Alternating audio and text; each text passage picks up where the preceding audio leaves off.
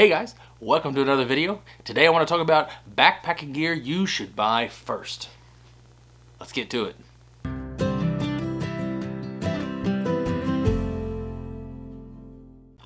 Hey guys, and welcome to another video.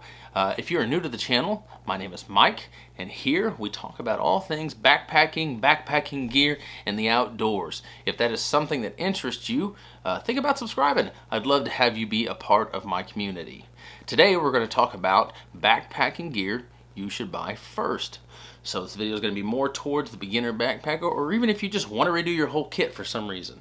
We're going to go over those things step by step. Alright, so starting out, we want to talk about the big three. So your big three is your sleep system, your shelter, and your backpack.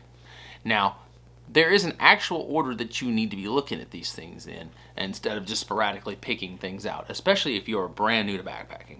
The first two things you want to concentrate on is your shelter and your sleep system. Now, there's a reason behind this. Number one, your shelter and your sleep system are going to completely be oriented to where you plan on backpacking a lot. You'll notice that some backpackers even have multiples of these systems depending on the climate and the environment they're backpacking in. So those two things you need to handle first.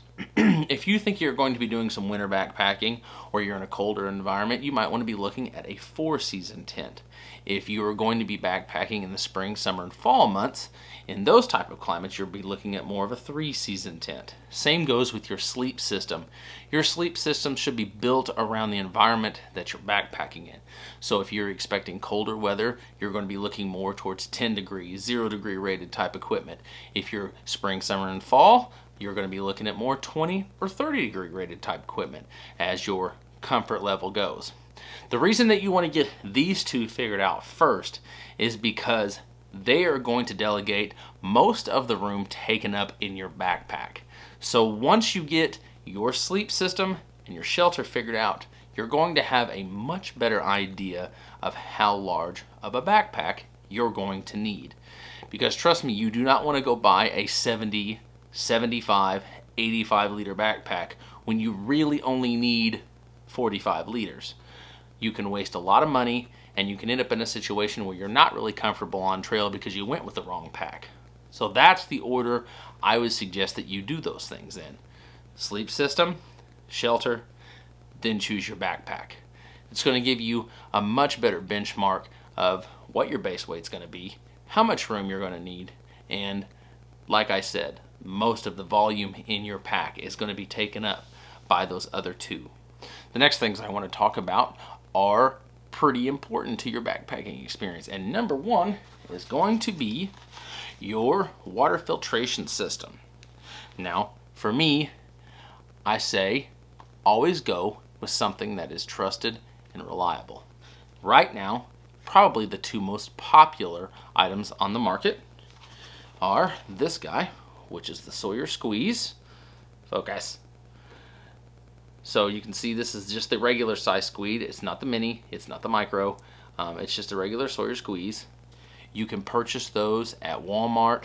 They're available on Amazon. I've seen them in a lot of other big box stores. It's really easy to get your hands on one of these guys, which makes it convenient for you, and it's just reliable. It has a good flow rate. They last a really long time. I buy one, pretty much just a new one every season, and it gets me through the whole season and then some.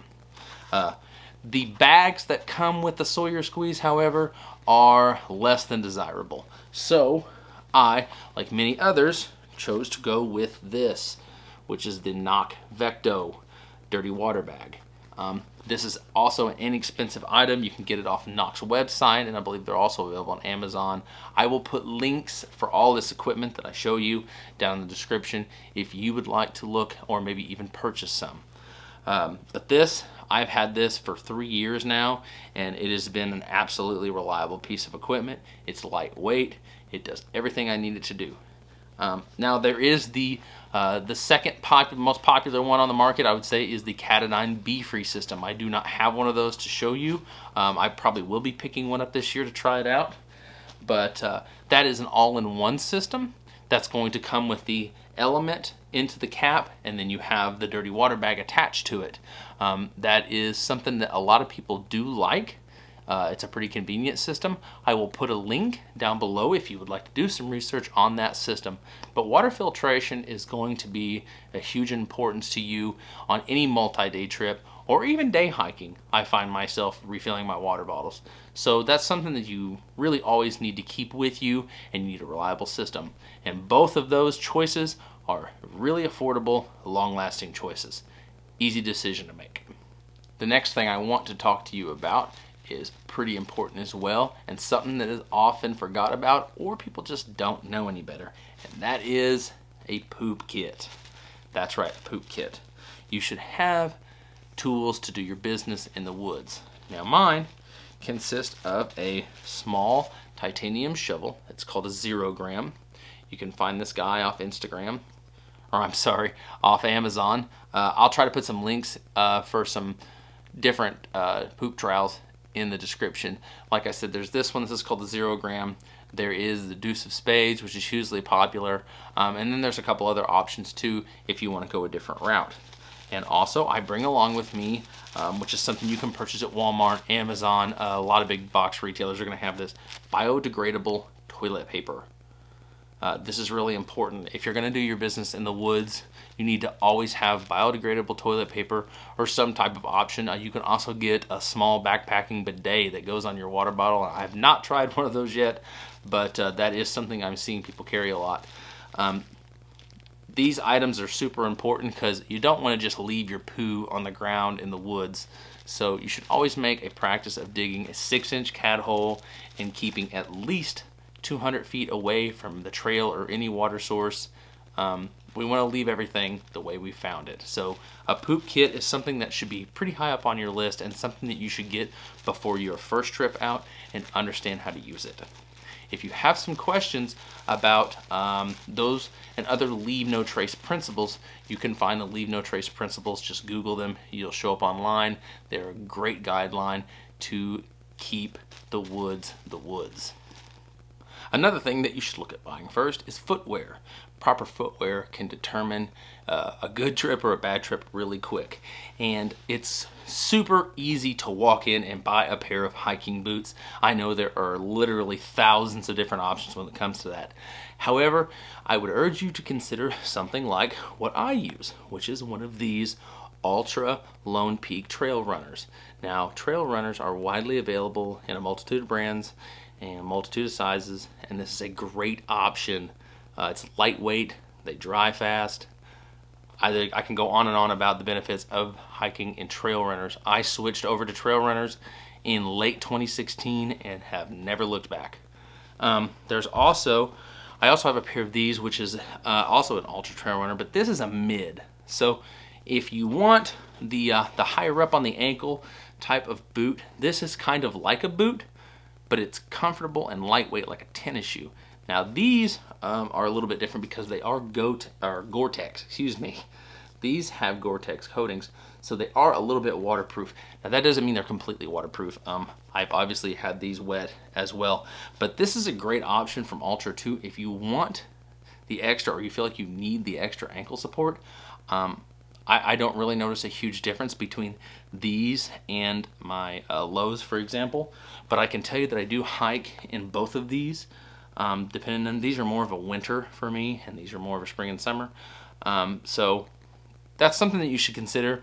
I wish I had done this a long time ago. Hiking in tennis shoes is just a lot easier on your body, in my opinion.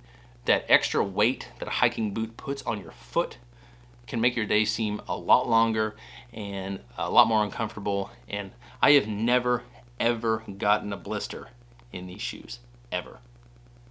To go along with that, also, you should buy yourself a few pairs of comfortable hiking socks. And I have some recommendations for that. I actually hike in these, and these are the Darn Tough merino wool socks. I got them off Darn Tough's website. I hike in the Crew Link, like I said, because sometimes I switch back and forth between a low and a mid, so these cover me on both of those, and I like them to go up a little bit higher. These are great socks. Now they are a little bit on the pricey side, but I can guarantee you it is worth the money that you spend. Trying to hike, and I've said it before in other videos, trying to hike in cheap cotton socks is going to do nothing but create problems for you. These merino wool socks are going to do a lot better at regulating the temperature of your feet. And again, this paired up with the Trail Runner here has never given me a blister. On the Appalachian Trail, whether I'm hiking in wet, muddy conditions, up north, I've never gotten a blister with this combination. So I trust it, and it's something that you should consider too as one of your very first purchases. You will not regret buying yourself some nice wool hiking socks. I'll put some links down in the description because there are multiple options. Darn Tough may not work for you. There are Smart Wool socks, Right socks. There's a couple other brands that you can find, but the important part is that you are getting the merino wool. Like I said, we don't want to do cotton socks while you're hiking. The last thing I want to talk about today is one of these, a headlamp. A lot of people make the mistake of buying a big handheld flashlight or many other options of illumination while you're on the trail, but really you only need a headlamp. This is a versatile piece of equipment that you can get that will cover all your needs when it comes to light on the trail. This one is the Black Diamond Spot, and I believe it goes for around 30 bucks. I'll put a link in the description down below if you're interested in this. And this little headlight has been super nice for me. It's lasted several years. I think I've had this for about 2 years. It takes AAA batteries, so there's no need to take a battery bank to recharge it.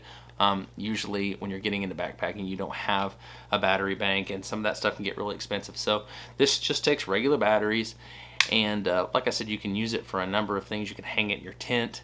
You can put it on your head for night hiking, and it gives you that hands-free light. That's what you're really going to need when you get out there that you don't think about. So I can't recommend a headlamp enough. You should put that pretty high up on your list. Try to get something like this that's lightweight and that lasts a long time. The batteries in this particular one lasted for an entire week-long section hike up the Appalachian Trail. So I can't say enough about that. But anyways, guys, I hope that helps out. If you're just getting into backpacking,